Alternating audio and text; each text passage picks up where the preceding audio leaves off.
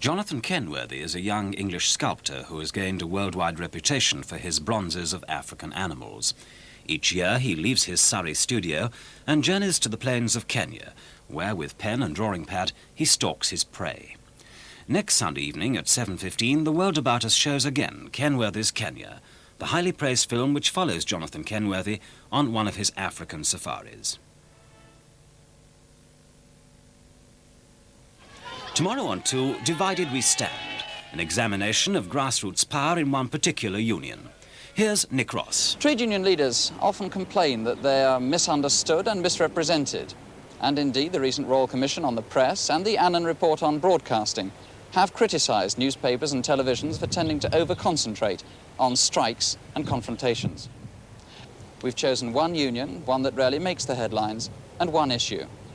The union is USDOR, the Union of Shop, Distributive and Allied Workers, the 6th largest in the TUC. The issue is the social contract. Divided We Stand, tomorrow at 10:05. Back to tonight, and on BBC1 now, the Sunday film stars Gregory Peck and Tony Curtis in a comedy drama about an army psychiatrist, Captain Newman, MD. Here on 2 in 5 minutes we say Thanks for the Memory, a programme reflecting people's praise, criticism and personal views of 25 years of television. First, the news on 2 with Angela Rippon.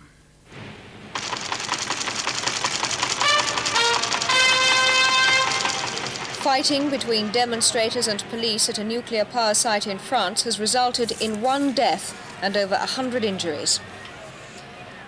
Between 20 and 30,000 people from a number of West European countries set out early today to march on Crémalville in the Rhône Valley to protest at the construction of France's first fast breeder reactor using plutonium fuel. In pouring rain, the demonstrators marched on the site in defiance of a police ban to protest that the power station was a hazard to the environment. 5,000 police had been moved into the area to stop them. The fighting began when one group tried to break through one of the 5 police cordons. In answer to the stones of the Chinese Defense Minister, Marshal Ye Qianying, has called for immediate modernization of the nation's armed forces because, as he put it, war could break out at an early date. His remarks came at a rally in Peking's Great Hall of the People, marking the 50th anniversary of the People's Liberation Army. Marshal Ye, who's also China's deputy chairman, said the Chinese people must keep war in mind. The occasion saw the second public appearance in recent days of Vice Premier Deng Xiaoping, re-established last week after 15 months in political exile. After the murder in West Germany of banker Herr Jürgen Ponto, police are seeking 4 women, and inquiries are concentrating on one said to have anarchist connections. Herr Ponto was shot at his home near Frankfurt. 5 bullets hit him after 2 women and a man entered. Police think the original intention might have been kidnapped. Herr Ponto is the 3rd prominent West German to be shot dead in the past 3 years. In the other cases, urban guerrillas have been accused. Mr. Cyrus Vance, the American Secretary of State, is flying to the Middle East tonight with his latest proposals for a Geneva conference on the Middle East. He's visiting 5 Arab states and Israel and hopes the conference can be reconvened in the autumn. British Leyland's highly profitable bus and truck division has been given the go-ahead for a £31 million lorry assembly plant.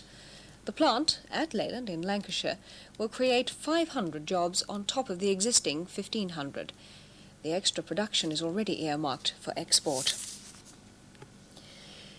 The organiser of next winter's unofficial Cricket International Series in Australia, Mr. Kerry Packer, is to fly to Britain tomorrow to see Alvin Kallicharran, the Warwickshire and West Indies batsman. Yesterday, he announced his withdrawal from the series and was interviewed by Mr. Packer's lawyer. Mr. Packer says there is no way out of the contract.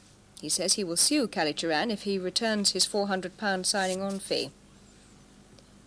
James Hunt seems almost certain to lose his Racing Drivers' Championship title after he failed to finish in the West German Grand Prix at Hockenheim. Niki Lauda, the Austrian, came first, almost a year after his crash in the same race at the Nürburgring. Lauda is now 10 points ahead of his nearest rival Scheckter. Andretti is third, Reutemann fourth, and Hunt is fifth. The British rider Barry Sheene has retained his 500cc World Championship. Sheene came sixth in today's Finnish Grand Prix, but this gave him the points he needed for the title. Winner of today's race was the Venezuelan Johnny Cecotto. A group of allotments in Hastings is being fumigated after the discovery of a number of grubs of the Colorado beetle.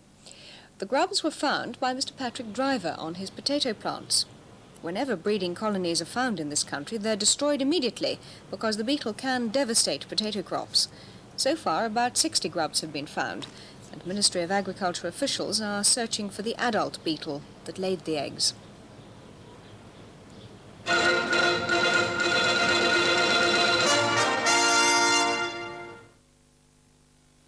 The weather forecast. Rain and drizzle in the northwest will be mostly only light, but in northern Scotland it may become heavier for a time. Eastern Scotland and most of England and Wales will start the day rather cloudy, but away from western coast some brighter spells will develop.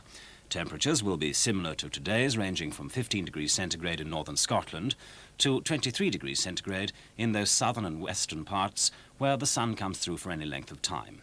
But it'll feel more humid than today. And that's the outlook for tomorrow.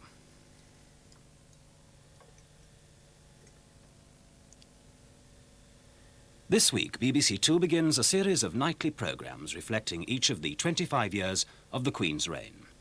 To herald this Festival 77, the viewer's view of television over the whole quarter century, with a nostalgic entertainment of opinions, comments, arguments, prejudices, and unforgettable and outstanding moments. For what we are about to see, we say, thanks for the memory. Well, what we were talking about before we had television, I don't know.